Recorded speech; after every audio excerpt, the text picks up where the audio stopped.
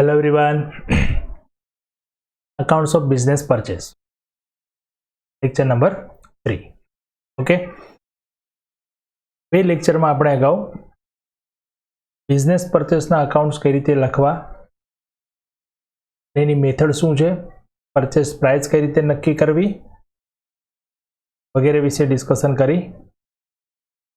હવે આપણે આ ચેપ્ટરના જે પ્રેક્ટિકલ ક્વેશ્ચન જે છે ને બે ભાગમાં વહેંચી શકીએ. આપણે બે ટાઈપના ક્વેશ્ચન હોય છે. ફર્સ્ટ ક્વેશ્ચન આપણે અગાઉ એક કર્યું એ ટાઈપના ક્વેશ્ચન હોય છે કે જેના અંદર તમને બિઝનેસ પરચેસની બધી ડિટેલ્સ આપેલી હોય છે કે જે પર્ચેસિંગ કંપની છે એમને આટલી એસેટ આટલી લાયબિલિટીઝ આ પ્રમાણે લીધી છે અને આ પ્રમાણે પરચેસ પ્રાઇસનું પેમેન્ટ કર્યું છે. કોઈ અધર ટ્રાન્ઝેક્શન હોય તો ત્રણ ટાઈપના અધર ટ્રાન્ઝેક્શન આપણે જોયા હતા. પ્રિલિમિનરી એક્સપેન્સનું પેડઅપ કર્યું હોય, resolution એક્સપેન્સનું paid up by purchasing company હોય અથવા બાય વેન્ડર કંપની હોય. પણ આપણે એન્ટ્રી કરવાની છે ઓનલી જ્યારે પર્ચેસિંગ કંપનીએ પે કર્યું હોય ત્યારે જ. ત્રીજો ટ્રાન્ઝેક્શન છે ન્યૂ ઇશ્યુ ઓફ શેર, જે બાકીના શેર્સ કંપનીના રહે છે જે પરચેસ વેન્ડરને આપે છે સિવાયના એ શેર્સ કંપની પબ્લિકમાં ઇશ્યુ કરી શકે તો ત્યારે પણ આપણે એની એન્ટ્રી કરી શકીએ. બરાબર છે. તો આટલી આપણે જનરલ એન્ટ્રી કરવાની છે. નેટ એસેટની કેલ્ક્યુલેશન છે, પરચેસ પ્રાઇસની કેલ્ક્યુલેશન છે અને એક અગત્યનો પોઈન્ટ જે છે એ છે ગુડવિલ ઓર કેપિટલ રિઝર્વ. આના માટે આપણે ફોર્મ્યુલા પ્રમાણે પણ કેલ્ક્યુલેશન કરી શકીએ. ફોર્મ્યુલા વગર આપણે કન્સેપ્ટ યાદ રાખવાનો છે કે નેટ એસેટથી વધારાની કિંમત આપણે જે આપીએ છીએ એ આપણી થઈ ગઈ ગુડવિલ. એટલે કે બિઝનેસ જે વેલ્યુ છે એ વેલ્યુ કરતાં તમે જો વધારે પેમેન્ટ કરો છો તો એ ગુડવિલ છે, ઓછું પેમેન્ટ કરો છો તો કેપિટલ રિઝર્વ છે. પણ આ ખબર ક્યારે પડે? જો બંને વેલ્યુ આપણી પાસે હોય તો. બંને એટલે કઈ? નેટ એસેટ અને પરચેસ પ્રાઇસ બંને હોય તો. જો પરચેસ પ્રાઇસ ક્લિયર ના હોય તો પછી આપણે નેટ એસેટ એ જ શું થઈ જાય આપણી પરચેસ પ્રાઇસ, તો ત્યાં ગુડવિલ કે કેપિટલ રિઝર્વનો ક્વેશ્ચન આવશે નહીં. બરાબર છે. ઓકે.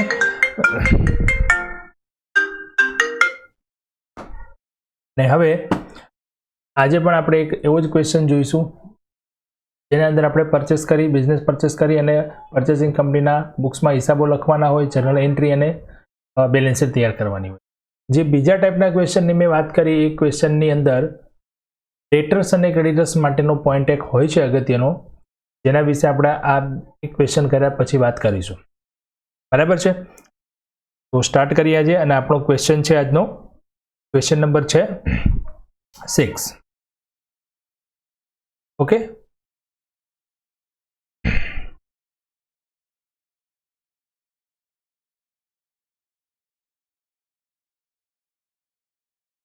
ઓકે. ક્વેશ્ચન નંબર છે 6.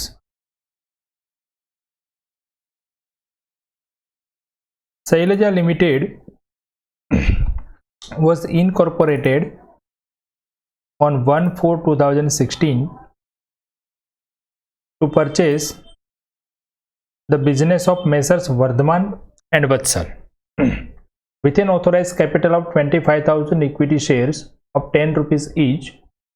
The balance sheet of the firm as on 31st March 16 as under. કંપનીએ સ્થાપના કરવામાં આવે છે 1/4/2016 રોજ અને આ કંપનીની સ્થાપના કરવામાં આવે છે એના માટે સૂચના આપી છે કે વર્ધમાન એન્ડ વત્સલ કંપનીનો બિઝનેસ પરચેસ કરીને સ્થાપના કરે છે. જો બિઝનેસ પરચેસના અકાઉન્ટ્સમાં અહીંયા આપણે આમ જોઈએ તો બે પાર્ટી થાય, એક વેન્ડર અને એક પરચેસર. એટલે કે જે ખરીદનાર કંપની છે તે અને વેચનાર છે તે. પણ આપણા સિલેબસમાં એફવાયના લેવલ પર ઓનલી પરચેસિંગ કંપનીના હિસાબ જ આપણને પૂછવામાં આવે છે. વેન્ડરના હિસાબો તૈયાર કરવામાં આવતા નથી. એટલે કે હમણાં તૈયાર થશે. આ સિચ્યુએશન એવી છે કે જેમાં બંને પાર્ટીના હિસાબો તૈયાર થઈ શકે. ખરીદનાર પણ પોતાના બુક્સમાં એ હિસાબો તૈયાર કરશે, વેચનાર પણ તૈયાર કરશે. પણ અહીંયા આપણે ફક્ત કોના હિસાબો શીખવાના છે? Only purchasing company, Shailaja limited. બરાબર છે. ઓકે. હવે સૂચના આપી છે પ્રમાણે જોઈએ તો બેલેન્સ શીટ આપી છે જેમાં વર્ધમાન એન્ડ વત્સલની કેપિટલ છે, જનરલ રિઝર્વ છે, વર્કમેન કમ્પન્સેશન ફંડ છે, પબ્લિક ડિપોઝિટ, ડેપ્રિસિએશન ફંડ આપેલ છે, ક્રેડિટર્સ આપેલા છે અને એસેટ્સમાં જોઈએ તો goodwill, land building, machinery, stock, investment, ડેટર્સ, cash bank and profit and loss account. Okay. આટલી ઇન્ફોર્મેશન છે. મતલબ બેલેન્સ શીટ આપણને ક્લિયર આપેલી છે. ખાસ ધ્યાન અહીંયા રાખવાનું છે, ડેપ્રિસિએશન ફંડ આપેલું છે. બરાબર છે. આ ક્વેશ્ચનમાં એસેટ્સ અને લાયબિલિટીઝને લગતા ઘણા બધા એડજસ્ટમેન્ટ આમાં આપેલા છે. બરાબર છે. એ ધ્યાનથી સમજજો. બરાબર. અગાઉ પણ આપણે ક્વેશ્ચન જોયું એના અંદર પણ થોડા પોઈન્ટ્સ હતા પણ આમાં થોડા એના કરતાં બી એડવાન્સ પોઈન્ટ છે એ પણ આપણે ધ્યાનમાં રાખીશું. ઓકે, ચલો ટર્મ્સ આપી છે. Terms of the business purchase, terms of purchase of business varies under. કઈ કઈ ટર્મ્સ એટલે કે કન્ડિશનો શું નક્કી કરી છે બંને પાર્ટીએ, તો એ આપણને કન્ડિશન અહીંયા આપી છે. કન્ડિશન છે first, goodwill of the company was to be calculated at twice the average profit of last 3 years. Goodwill ની વેલ્યુ કેટલી? તો છેલ્લા 3 વર્ષના પ્રોફિટની, છેલ્લા 3 વર્ષનું જે પ્રોફિટ આવશે એના 2 ગણી, એટલે કે ટ્વાઇસ. એન્ડ એવરેજ પ્રોફિટ, છેલ્લા 2 વર્ષના એવરેજ સરેરાશ નફાના 2 ગણી આપણે ગુડવિલ ગણવાની છે. Okay, average profit of the last 3 year 7,500, અને એવરેજ પ્રોફિટ પણ આપી દીધો છે. તેના પરથી સીધી આપણને ગુડવિલની વેલ્યુ મળી જશે. જો એક બીજી તમને એક અહીંયા વિગત સમજાવું કે આપણે નેટ એસેટની મેથડ છે કે કન્સિડરેશનની મેથડ છે, એના માટે આપણે નક્કી કર્યું હતું કે જો પરચેસ પ્રાઇસ ક્લિયર આપી દીધી હોય તો એ કન્સિડરેશન મેથડ છે. મતલબ કે પરચેસ પ્રાઇસ કેટલી છે એ આપી દીધી હોય તો કન્સિડરેશન મેથડ છે. પરચેસ પ્રાઇસ ક્લિયર નથી આપી, એટલે કે કોઈક રકમ ખૂટતી હોય એવી અધૂરી માહિતી આપી હોય તો એમાં આપણે નેટ એસેટની મેથડ યુઝ કરાય. તો ત્રીજો પોઈન્ટ પણ યાદ રાખો કે જ્યારે તમને ગુડવિલની અમાઉન્ટ આપી દીધી હોય તો માની લેવાનું કે નેટ એસેટ મેથડ જ હોય. બરાબર છે. પહેલું જે હતું એ તમને એનો એક નોર્મલ નિયમ જે છે એ છે, પણ આ આપણે નક્કી કરવા માટે આ પણ નક્કી યાદ રાખી શકીએ કે ગુડવિલ આપી હોય નવી ગુડવિલ, મતલબ એ થયો કે નેટ એસેટની જ મેથડ છે. કારણ કે જો ગુડવિલ ન આપી હોય તો એનો મતલબ કે આપણે કેપિટલ રિઝર્વને ગુડવિલની કેલ્ક્યુલેશન કરવી પડશે. બરાબર છે. અને એ ઓલરેડી આપેલી છે તો મતલબ થશે કે પરચેસ પ્રાઇસ ક્લિયર નથી, અહીંયા તમારે ગણતરી કરવાની છે, તો એ નેટ એસેટની જ મેથડ. ઓકે, ચલો. ધેન નંબર 2 છે book value of land building 25% less than the market value. ધ્યાન આપજો અહીંયા ખાસ, book value of land building છે 20% less than market value. Market વેલ્યુના 25% ઓછી છે. Okay, the market value of investment and stock 18,000 and 30,000 respectively. બંનેની માર્કેટ વેલ્યુ આપેલી છે, સીધી લખીશું આપણે. Land building, investment and stock were to be taken up market value. ના કીધું હોય તો પણ આપણે માર્કેટ વેલ્યુ લેવાની છે.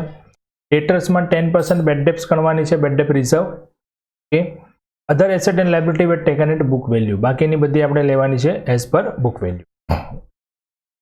નેક્સ્ટ છે claim of 500 rupees is accepted by the firm against workmen's compensation fund.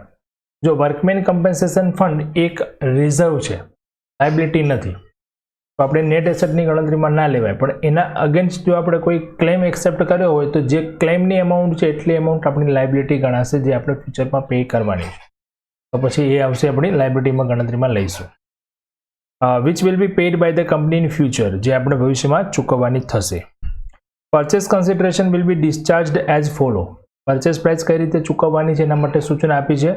Number A, Shailaja Companies 15% debenture to be issued to the public deposit holder of the firm in such a manner that public deposit holders of the firm do not sustain any interest loss in future.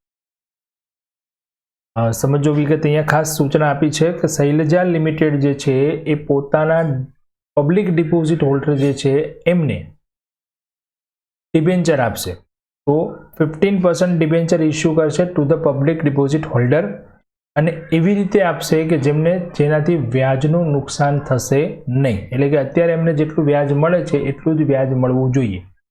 તો હાલમાં આપણે જોઈએ તો public ડિપોઝિટમાં interest rate કેટલો છે? 12% છે, અને આપણે એમને સામે શું આપીએ છીએ? 15%ના ડિબેન્ચર. એટલે ઇન્ટરેસ્ટનો રેટ ચેન્જ થાય છે, પણ જે ટોટલ એમાઉન્ટ હોય ઇન્ટરેસ્ટની એ ચેન્જ થવી જોઈએ નહીં. એ આપણી અહીંયા કન્ડિશન.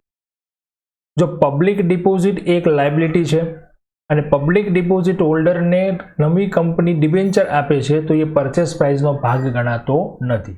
એ તો એક લાયબિલિટીની સામે બીજી એમને સીધું લાયબિલિટીનું પેમેન્ટ કરે છે, એવું કહી શકીએ ને આપણે કે પબ્લિક ડિપોઝિટ હોલ્ડરને પેમેન્ટ કરે છે ડાયરેક્ટ. તો પબ્લિક ડિપોઝિટ હોલ્ડરને જેટલું પેમેન્ટ કરવામાં આવશે ડિબેન્ચરનું એ આપણી પૂરેપૂરી લાયબિલિટી ગણાશે. એટલે આ પરચેસ પ્રાઇસનો ભાગ પાર્ટ નથી. બરાબર. પરચેસ પ્રાઇસનો પાર્ટ કોને કહેવાય? તો કંપની જે છે એ કંપની જે ફર્મ છે ફર્મના જે પાર્ટનર્સને કોઈ વસ્તુ આપે તો એ પરચેસ પ્રાઇસનો પાર્ટ ગણાય. આ તો પબ્લિક ડિપોઝિટ હોલ્ડરને આપે છે, જે પરચેસ પ્રાઇસનો પાર્ટ ગણાશે નહીં. ચલો નેક્સ્ટ છે અહીંયા Shailaja Companies 13,500 equity shares each of 10 at a price of 16 rupees per share. Share આપવાના છે, 10 રૂપિયાનો શેર છે પણ 16 રૂપીસમાં આપવાનો છે, એટલે કે વિથ પ્રીમિયમ છે. પછી કહ્યું છે જો બેલેન્સ અમાઉન્ટ ઇન કેશ, મતલબ બાકીની રકમ રોકડેથી. ક્લિયર થઈ ગયું કે આપણને ચોખ્ખી કિંમત આપી. તમે અહીંયા કઈ મેથડ યુઝ કરશો? Net asset. ઓકે, નંબર 5 છે ફર્મ્સ ડિસોલ્યુશન એક્સપેન્સ, પેઢીનો વિસર્જન ખર્ચ 1200 rupees was borne by the company. Borne by the company મતલબ કંપનીએ પે કર્યો છે, આપણે એન્ટ્રી આપવી પડશે એની. Okay, the company issue 7500 equity share each of 10 rupees for public at 20% premium for which full amount was received. કંપનીએ 7500 equity share 10 રૂપિયાનો એક હતા એવા 20% પ્રીમિયમથી ઇશ્યુ કર્યા અને બધા પૂર્ણ ભરપાઈ થઈ ગયા. અધર ટ્રાન્ઝેક્શનમાં ત્રીજો ટ્રાન્ઝેક્શન પણ અહીં આવી ગયો, શેર ઇશ્યુ કરવાના હતા એ. Preliminary expense of the company amounted of ₹1800. Preliminary એક્સપેન્સનું પેમેન્ટ કરવાનું છે 1800 રૂપીઝ. પ્રિલિમિનરી એક્સપેન્સ કંપનીના જ એક્સપેન્સ છે અને એ પે કરવાના છે. Okay, draft journal entries in the books of Shailaja Limited and prepare opening balance sheet of the new company. Any entries લખવાની, જર્નલ એન્ટ્રીઝ અને નવી કંપનીની નવી બેલેન્સ શીટ તૈયાર કરવાની. ઓકે, આ બધા જ પોઈન્ટ્સ એટલે કે બધી જ કન્ડિશન ધ્યાનમાં રાખી અને સૌથી પહેલો પોઈન્ટ આપણો જે છે મેથડનો એ આપણે ગણતરી કરીશું નેટ એસેટ. ઓકે, નેટ એસેટમાં પહેલા લિસ્ટ બનાવીશું ટોટલ એસેટ. ટોટલ એસેટમાં કઈ કઈ વિગતો આવશે તો સૌથી પહેલા આપણને ઇન્ફોર્મેશન આપી હતી ગુડવિલની, તો ગુડવિલ આવશે અહીંયા. ગુડવિલ કહ્યું હતું આપણને એવરેજ પ્રોફિટના ટ્વાઇસ એવરેજ પ્રોફિટ પણ આપેલો હતો, મલ્ટીપ્લાય 2 કરી દઈશું, ગુડવિલ મળી જશે 15000. ધેન લેન્ડ બિલ્ડિંગ માટે ઇન્ફોર્મેશન હતી, તો લેન્ડ બિલ્ડિંગ માટે ચેક કરીએ. છો લેન્ડ બિલ્ડિંગમાં એવી ઇન્ફોર્મેશન હતી કે માર્કેટ વેલ્યુ કરતાં એ 20% જે છે 25% લેસ છે. માર્કેટ વેલ્યુ આપણી પાસે છે નહીં, તો આપણે માની લઈએ કે ધારી લઈએ કે ધારો કે મારું માર્કેટ વેલ્યુ કેટલી છે 100, તો 25% લેસ કરીએ તો બુક વેલ્યુ કેટલી થાય એની 75. હવે આપણે એની કમ્પેરિઝન કરીને એની વેલ્યુ ફાઇન્ડ કરી લઈએ. જો બુક વેલ્યુ 75 હોય તો માર્કેટ વેલ્યુ કેટલી છે 100, અને અહીંયા આપણી લેન્ડ બિલ્ડિંગની વેલ્યુ કેટલી છે 1,50,000 બુક વેલ્યુ છે, માર્કેટ વેલ્યુ કેટલી થશે ક્વેશ્ચનમાં પણ એકવાર ક્લિયર કરી લઈએ. જો લેન્ડ બિલ્ડિંગ કેટલી છે 150, બરાબર છે. અહીંયા આપણને સૂચના આપી હતી કે 25% છે એ લેસ છે ધેન માર્કેટ વેલ્યુ. આપણે 150 થી સીધું કમ્પેરિઝન કરીશું, બરાબર, તો મળી જશે 2 લાખ. એ લેન્ડ બિલ્ડિંગ લખી દઈશું આપણે. ક્લિયર છે. નેક્સ્ટ પોઈન્ટ છે આપણો ઇન્વેસ્ટમેન્ટ. ઇન્વેસ્ટમેન્ટની માર્કેટ વેલ્યુ ડાયરેક્ટ આપેલી હતી 18,000 લખી દઈશું. સ્ટોકની પણ માર્કેટ વેલ્યુ આપી હતી 30,000 એ લખીશું. ડેટર્સ જે હતા, ડેટર્સમાં આપણને 10% બેડ ડેપ રિઝર્વ કરવાની કહી હતી, અને ડેટર્સ અહીંયા આપણે કયા લઈશું 15,000 આફ્ટર બેડ ડેપ્સ. બેડ ડેપ્સ બાદ કર્યા પછીના. અહીંયા બેડ ડેપ રિઝર્વ છે જ, હવે એ ધ્યાનમાં નથી લેવાની, આપણને જે નવી આપી એ લેવાની છે, તો એ 15,000 પર કાઉન્ટ થશે, બરાબર. માઇનસ બેડ ડેપ રિઝર્વ 10% એટલે 1,500, તો 13,500.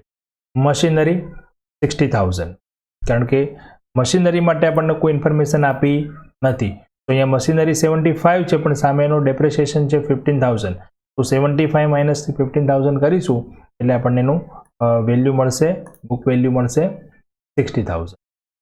Okay, cache and bank balance as it is જે છે લઈ લઈશું 6,000, તો અહીંયા ટોટલ એસેટ થઈ જાય છે 3,42,500. લાયબિલિટીમાં ચેક કરીએ તો ટોટલ લાયબિલિટીમાં કઈ કઈ વિગતો છે, તો સૌથી પહેલાં તો ડિપોઝિટ માટે આપણે કેલ્ક્યુલેશન કરવી પડશે, કેમ કે ડિપોઝિટ હોલ્ડર જે છે એમને આપણે આપ્યું છે ડિબેન્ચર. અને લાયબિલિટીમાં અહીંયા બે વસ્તુ છે, 12% ડિપોઝિટ છે અને ક્રેડિટર્સ છે, બરાબર. અને અહીંયા સૂચના આપી હતી એ પ્રમાણે કે આપણે જે 12% ડિપોઝિટ હોલ્ડર છે એમને આપણે ડિબેન્ચર આપવાના છે 15%ના, અને એમને ઇન્ટરેસ્ટ લોસ થવું જોઈએ નહીં. એ કેલ્ક્યુલેશન કઈ રીતે કરીએ છીએ સમજો. ઇશ્યુ 15% ડિબેન્ચર, તો ઇન્ટરેસ્ટ આપણે ગણીએ તો 30,000 ઇન્ટુ 12. હાલમાં જે એમને ઇન્ટરેસ્ટ મળે છે પબ્લિક ડિપોઝિટ હોલ્ડર જે છે એમને 30,000 એની વેલ્યુ છે અને 12% એનો રેટ છે, તો અત્યારે એમને ઇન્ટરેસ્ટ કેટલું મળે છે 3,600. હવે આપણે એને જે નવા ડિબેન્ચર આપશું, સપોઝ માની લો કે ડિબેન્ચરની વેલ્યુ હોય 100 રૂપીઝ અને ઇન્ટરેસ્ટનો રેટ એનો 15% છે, તો ઇન્ટરેસ્ટ કેટલું થઈ જાય 15 રૂપીઝ. તો 15 રૂપીઝ ઇન્ટરેસ્ટ હોય તો ડિબેન્ચરની વેલ્યુ થાય 100. જો આપણે 3,600 જ ઇન્ટરેસ્ટ રાખવું હોય તો ડિબેન્ચર કેટલા આપવા પડે? યસ, 24,000. તો આપણે 30,000ની પબ્લિક ડિપોઝિટની સામે એમને 24,000ના ડિબેન્ચર આપીશું. તો આપણી લાયબિલિટી આપણે એક્સેપ્ટ કરી ગણાશે 12% ડિપોઝિટની 24,000. ઓકે, નેક્સ્ટ જે ક્રેડિટર્સ એઝ ઇટ ઇઝ આવશે, એમાં કોઈ ચેન્જીસ નથી. અને એક ક્લેમ આપણે એક્સેપ્ટ કર્યો તો એક ક્લેમ પણ આવી જશે 500 રૂપીઝ. 48,500 ટોટલ લાયબિલિટી થશે. નેટ એસેટ થશે આપણી 2,94,000 અને એ જ શું થઈ જશે? Purchase price. ઓકે, ચાલો હવે ગણતરી કરશું સેકન્ડ નંબરની. કઈ? Purchase price. પરચેઝ પ્રાઇસમાં જોઈશું ઇક્વિટી શેર આપવાના છે 13,500 ઇન્ટુ 10 રૂપીઝમાં, એટલે કે 1,35,000 ઇક્વિટી શેર અને 6 રૂપીઝ એનું પ્રીમિયમ છે, એટલે 81. અને બાકી જે વધશે એ કેશ આપીશું ને ટોટલ કેટલા કરશું? 2,94,000. ડિફરન્સ આવે છે 78, એટલે કે 78,000 આપીશું આપણે કેશ. ચલો હવે ક્લિયર થઈ ગયા 2 પોઈન્ટ આપણા. ફર્સ્ટ નંબર આપણે ગણી લીધી નેટ એસેટ, સેકન્ડ નંબર ગણી લીધું પરચેસ પ્રાઇસ, અને હવે લખીશું એની journal entry.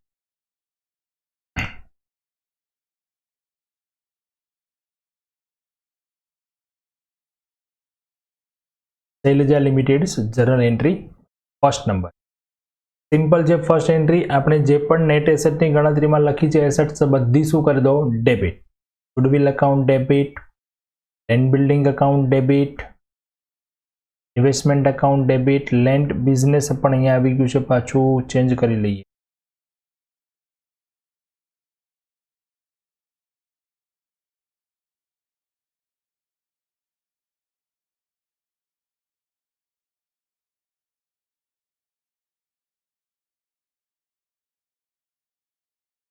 Land building account આવશે.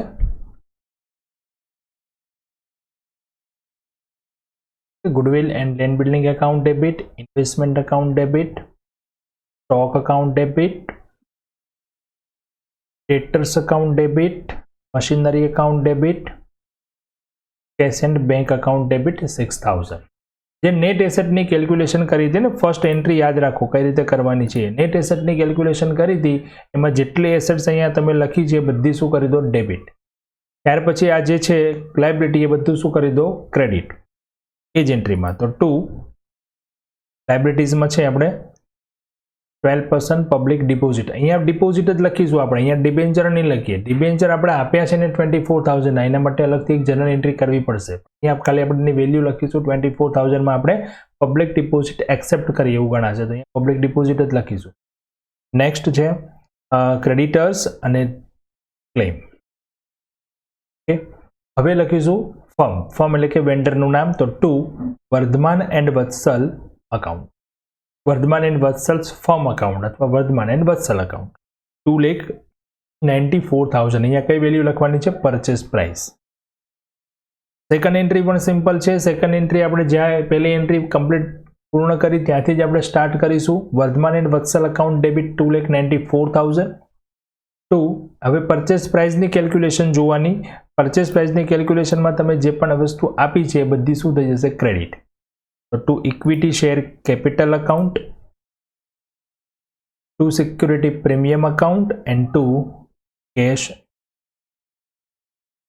આ બંને એન્ટ્રી દરેક ક્વેશ્ચનમાં આ જ પ્રમાણે કરવાની છે ફ્રેન્ડ્સ. ઓકે, પરચેસ કરવા માટે બધી એસેટ ડેબિટ કરો, બધી લાયબિલિટી ક્રેડિટ કરો, અને ડિફરન્સ જે છે પરચેસ પ્રાઇસ એ વેન્ડર અકાઉન્ટમાં ક્રેડિટ કરો. પછી વેન્ડર અકાઉન્ટ ડેબિટ અને પરચેસ પ્રાઇસમાં જે આપ્યું છે બધું શું કરી દો? ક્રેડિટ. હવે અધર ટ્રાન્ઝેક્શન જે છે એ અધર ટ્રાન્ઝેક્શન 3 ટ્રાન્ઝેક્શન છે એની આપણે એન્ટ્રીઝ કરીએ. તો ફર્સ્ટ આપણે જોઈએ તો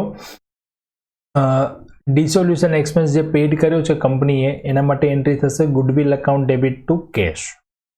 ધ્યાન રાખજો અહીંયા ડિસોલ્યુશન એક્સપેન્સનું લેઝર ગેઇન નહીં આવે, કારણ કે વિસર્જન ખર્ચ છે અને વિસર્જન ખર્ચ કોનો હોય? જે કંપની બંધ થાય, જે ધંધો બંધ થાય એનો હોય, અને એનો ખર્ચ જે છે એ બીજું ચૂકવે છે, એટલે કે આપણે ખરીદનાર ચૂકવીએ છીએ.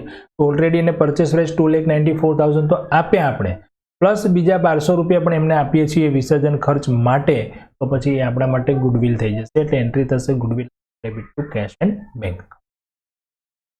ઓકે, બીજો ટ્રાન્ઝેક્શન અધર ટ્રાન્ઝેક્શનમાં તો પ્રિલિમિનરી એક્સપેન્સ, તો એના માટે પણ એન્ટ્રી કરી દઈશું.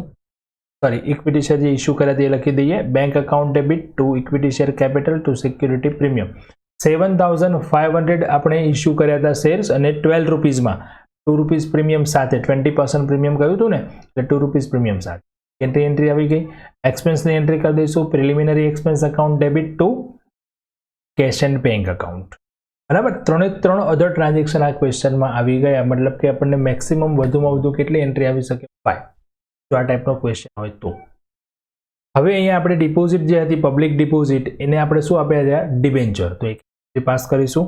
અહીંયા last entry 12% public deposit cancel થશે, એટલે ડિપોઝિટ અકાઉન્ટ થશે ડેબિટ ટુ 15% ડિબેન્ચર અકાઉન્ટ આવશે. ક્લિયર છે?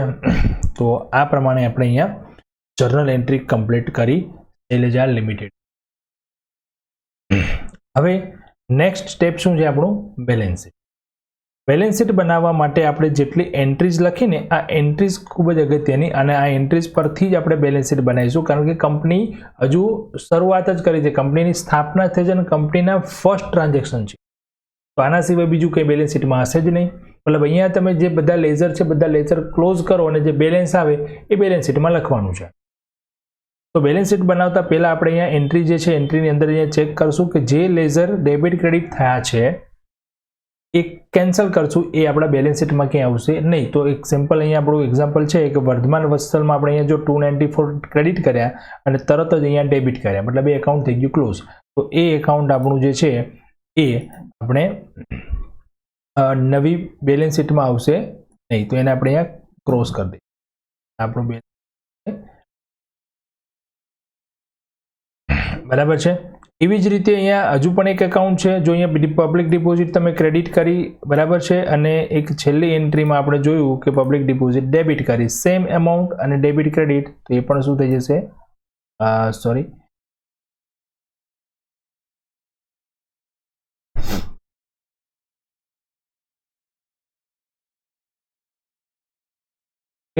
તો પબ્લિક ડિપોઝિટનું લેઝર પણ અહીંયા કેન્સલ થઈ જશે, જે આપણે બેલેન્સ શીટમાં લખીશું. પહેલાં તો આ એવા એકાઉન્ટ ચેક કરેલો કે જે આપણે બેલેન્સ શીટમાં લખવાના નથી. હવે તૈયાર કરીએ બેલેન્સ શીટ. બરાબર છે. તો બેલેન્સ શીટ તૈયાર કરવા માટે નેક્સ્ટ પોઈન્ટ આપણે જોઈએ આગળ, balance sheet of Shailaja limited as on 1/4/16. Format તૈયાર કરી દઈશું. પહેલાં particular notes and amount format પ્રમાણે જ આપણે જઈશું. ફોર્મેટ છે આપણું એ સાઇડ ઇક્વિટી એન્ડ લાયબિલિટીઝ, જેમાં ફર્સ્ટ હેડિંગ છે આપણું શેર હોલ્ડર્સ ફંડ, અને એમાં પણ આવે છે શેર કેપિટલ. શેર કેપિટલમાં જોઈશું હવે તો આપણે બેલેન્સ શીટ બનાવવાની છે જનરલ એન્ટ્રી પરથી જ, અને આપણે લાયબિલિટી સાઇડ સ્ટાર્ટ કરી ઇક્વિટી એન્ડ લાયબિલિટીઝ આપણે કઈ સાઇડ ચેક કરીશું? દરેક એન્ટ્રીમાં ક્રેડિટ સાઇડ. ચલો, અહીંયા ક્રેડિટર્સ અને ક્લેમ છે, આ બંને તો કેન્સલ થઈ ગયા એટલે નહીં આવે. ક્રેડિટર્સ અને ક્લેમ છે પણ એ ક્યારે આવશે?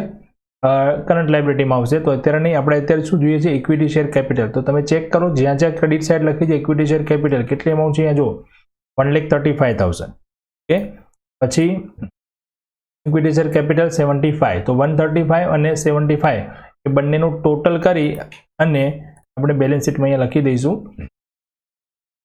Equity share capital 2,10,000. બરાબર છે. અને જે વિગત આપણે બેલેન્સ શીટમાં અહીંયા લખતા જઈશું એન્ટ્રીમાંથી એને ટિક માર્ક કરતા જઈશું, જેથી ખ્યાલ આવે કે આપણે આની એન્ટ્રી થઈ ગઈ છે. બરાબર છે. Equity share capital.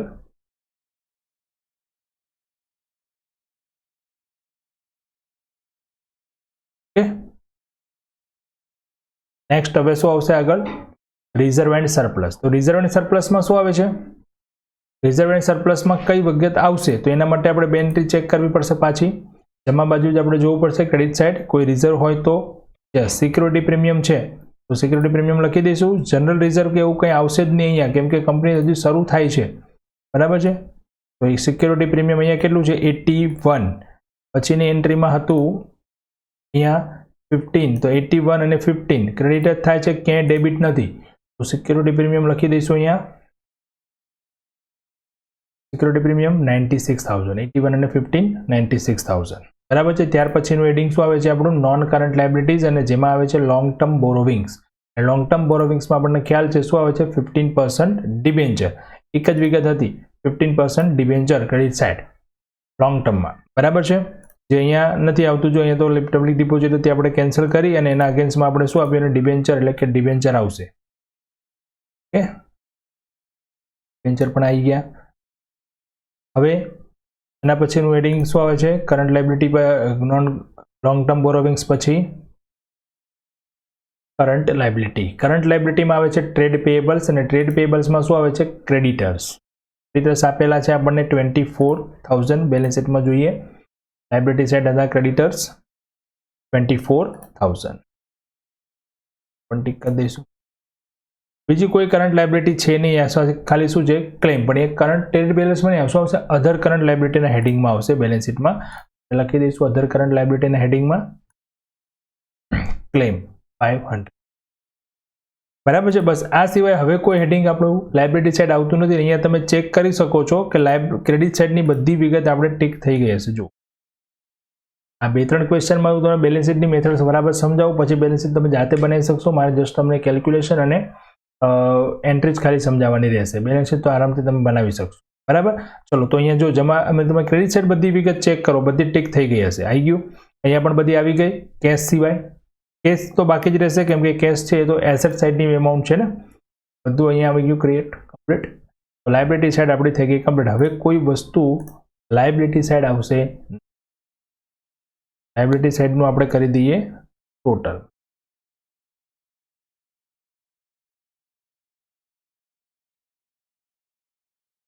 ટોટલ આવી જાય છે 3,54,500. હવે તૈયાર કરી એસેટ સાઇડ. એસેટ્સમાં આવશે પહેલું નોન કરંટ એસેટ, અને એમાં હેડિંગ આવશે આપણું ફિક્સ્ડ એસેટ. ફિક્સ્ડ એસેટમાં પણ આવશે ઇન્ટેન્જિબલ એસેટ, અને ઇન્ટેન્જિબલ એસેટ્સ આપણી પાસે છે. હવે આપણે ચેક કરીશું કઈ સાઈડ, એટલે એસેટ સાઇડમાં ડેબિટ. ડેબિટ સાઇડ જોઈશું તો પહેલું અહીંયા છે આપણી પાસે ગુડવિલ. ગુડવિલ છે અહીંયા 15,000, અહીંયા જે બીજી 1,200, તો 15 + 1,200 એટલે કે 16,200 એસેટમાં લખીશું ગુડવિલ 16,200. ઓકે. ત્યાર પછી ટેન્જિબલ એસેટ. તો ટેન્જિબલ એસેટમાં કઈ કઈ એસેટ આવશે, ફરી પાછું એન્ટ્રી ચેક કરીએ. ફર્સ્ટ એન્ટ્રીમાં જ બધી એસેટ છે અહીંયા. તો પહેલી અહીંયા એન્ટ્રી છે આપણી લેન્ડ બિલ્ડિંગ છે, એ આવશે ટેન્જિબલ એસેટમાં, ફિક્સ એસેટમાં. અને બીજું શું આવશે, મશીનરી આવશે, બિલ્ડિંગ એન્ડ મશીનરી. પછી અહીંયા કોઈ બીજી આ ઇન્વેસ્ટમેન્ટ સ્ટોક ડેટર્સ એ બધી કરંટ એસેટ છે. પછી તમે ક્યાંય ડેબિટમાં જો કોઈ એન્ટ્રી છે નહીં, કોઈ એસેટ નહીં, એસેટ તો આપણે અહીંયા જ આવશે. તો લેન્ડ બિલ્ડિંગ ને મશીનરી ત્યાં લખી દઈશું. બરાબર છે.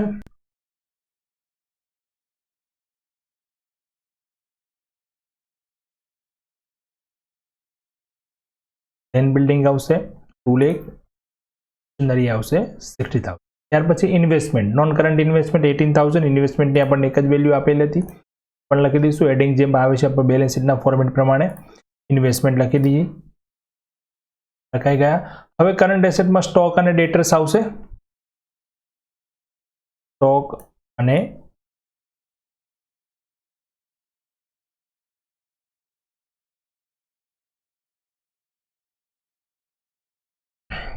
ટ્રેડ રિસીવેબલમાં સ્ટોક ડેટર્સ આવી જશે 13,500. ત્યાર પછી ઇન્વેન્ટરી આવી જશે. સ્ટોક એટલે આપણું 30,000.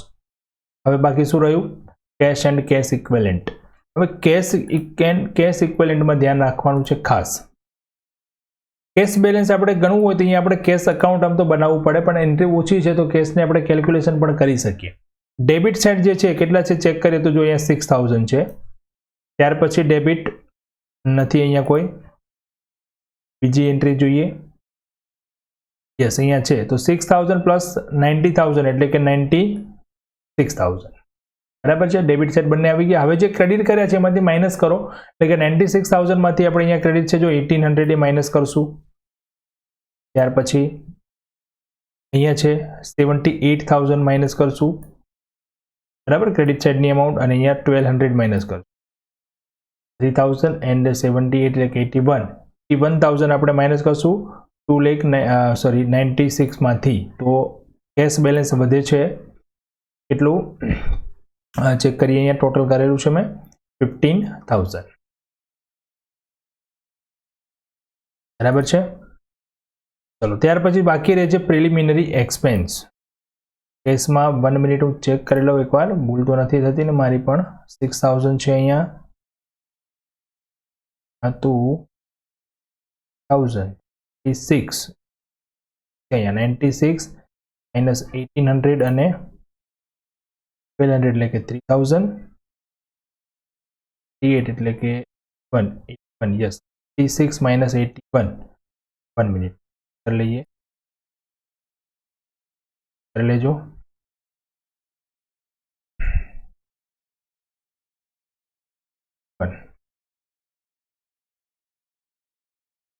યસ 15 રાઈટ છે. Okay right. ચલો દેન હવે જોઈએ બાકી શું રહ્યું. જે પણ એમાઉન્ટ હવે ટિક માર્ક કર્યા વગરની રહેશે એ બાકી રહેશે. તો ચલો પહેલી એન્ટ્રીમાં તો બધું આવી ગયું, બરાબર છે, બધી જગ્યાએ ટિક માર્ક થઈ ગયું છે. જો બીજી એન્ટ્રીમાં પણ થઈ ગયું, ત્રીજી એન્ટ્રીમાં પણ થઈ ગયું છે, ફોર્થ અને ફિફ્થમાં પણ થઈ ગયું. બેંક અને કેસ આપણે સાથે જ લખીએ છીએ. ઓનલી બાકી શું રહ્યું? Preliminary expense. જો આ પ્રમાણે એન્ટ્રી કરશો ને એટલે આવી રીતે કોઈ વિગત બાકી નહીં રહે, તરત જ તમને ખ્યાલ આવી જશે. કદાચ તમે લખવાનું બાકી રહી ગયું હશે અને ટોટલ કરશો ને જો ટોટલ મેચ નહીં થાય પછી ફરી પાછી એન્ટ્રી પર જઈને ચેક કરશો અને જ્યાં ટિક માર્ક નહીં હોય મતલબ એ વિગત આપણી બાકી રહી ગઈ છે, બરાબર છે. તો અહીંયા આપણે પ્રિલિમિનરી એક્સપેન્સ જે છે એ પ્રિલિમિનરી એક્સપેન્સ લખી દઈશું. ત્યાં એસેટ સાઇડ અધર કરંટ એસેટમાં ફિક્ટિટિયસ એસેટ છે આ, બરાબર. તો અધર કરંટ એસેટમાં લખી દઈશું આપણા પ્રિલિમિનરી. હવે જોઈએ ટોટલ. તો અહીંયા ટોટલ થઈ જાય છે મેચ, ચેક કરી લઈએ. 3,54,500 ડન. તો આ પ્રમાણે આપણે બેલેન્સ શીટ પણ તૈયાર કરી અને હવે આપણે જે નેક્સ્ટ લેવલના ક્વેશ્ચન જોવાના છે એટલે કે થોડી અલગ મેથડ આપણે આવશે. અલગ મેથડ એટલે કે અહીંયા જો આ બંને ક્વેશ્ચન આપણે કર્યા અગાઉના લેક્ચરમાં અને આ લેક્ચરમાં, ત્યાં આપણે એસેટ લાયબિલિટીની કેલ્ક્યુલેશનમાં ડેટર્સ અને ક્રેડિટર્સને નવી કંપની લઈ લે છે. અહીંયા નવો પોઈન્ટ આપણે જે શીખવાનું છે એ છે કે જો ખરીદનાર કંપની ડેટર્સ અને ક્રેડિટર્સ ન લે બટ ડેટર્સ અને ક્રેડિટર્સનું પેમેન્ટ અને કલેક્શનનું કામ એઝ એન એજન્ટ કરવાનું સ્વીકારે તો એના માટેના આપણે એના હિસાબો કઈ રીતે એન્ટ્રીઓ વધશે એમાં. કારણ કે ડેટર્સ અને ક્રેડિટર્સ જે છે એ પાર્ટીઝ છે. ડેટર્સ મતલબ કસ્ટમર છે, યુનિફોર્મના કસ્ટમર. ક્રેડિટર્સ મતલબ એમના સપ્લાયર છે. હવે એમને નવી કંપની જોડે બિઝનેસ કરવો કે ના કરવો એ એક મહત્વનો ક્વેશ્ચન છે. તો એવું બને કદાચ કે જો નવી કંપની આ બંને લઈ લે અને પછી કલેક્શન કરવામાં આવે ત્યારે કલેક્શનમાં એમને નુકસાન જઈ શકે. પેમેન્ટ જે છે પેમેન્ટ એમને ટાઈમસર સમયસર કરવું પડે, બરાબર છે. કદાચ એમની જોડે બિઝનેસ થાય કે ન થાય વોટ એવર ગમે તે રીઝન હોઈ શકે. તો આવું ન બને એટલા માટે ખરીદનાર કંપની શું કરશે? ડેટર્સ ક્રેડિટર્સ એક્સેપ્ટ નહીં કરે બટ એમની સાથે ખાલી એવું એક એક્સેપ્ટન્સ કરશે, એક કમિટમેન્ટ કરશે, એગ્રીમેન્ટ બનાવશે કે આ ડેટર્સ અને ક્રેડિટર્સનું અમે કલેક્શન અને પેમેન્ટનું કામ કરીશું ખાલી એઝ એન એજન્ટ. હવે એમાં જો કોઈ નુકસાની જાય કે કોઈ લાભ થાય તો એ વેન્ડરને જ મળે. આ કામ કરવા બદલ ખરીદનાર કંપની છે વેન્ડર પાસેથી કમિશન લે.